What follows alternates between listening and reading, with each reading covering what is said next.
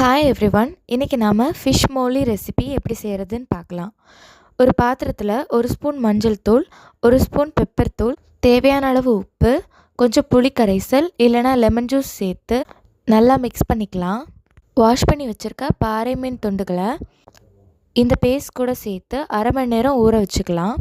ஒரு கடாயில் எண்ணெய் விட்டு மிக்ஸ் பண்ணி வச்சுருக்க ஃபிஷ்ஷை சாலோ ஃப்ரை பண்ணி எடுத்துக்கலாம்.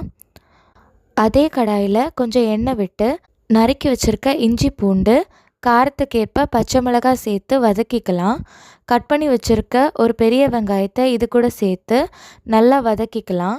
இது கூட ஒரு ஸ்பூன் மஞ்சள் தூள், 2 ஸ்பூன் பெப்பர் தூள், 1 ஸ்பூன் கரம் மசாலா சேர்த்து வதக்கிக்கலாம். ஃப்ரை பண்ணி வச்சுருக்க மீன் துண்டுகளை இதில் சேர்த்து ஒரு கிளறி அது கூட அரை கப் தேங்காய் பால், தேவையான அளவு உப்பு சேர்த்து கொதிக்க விடலாம்.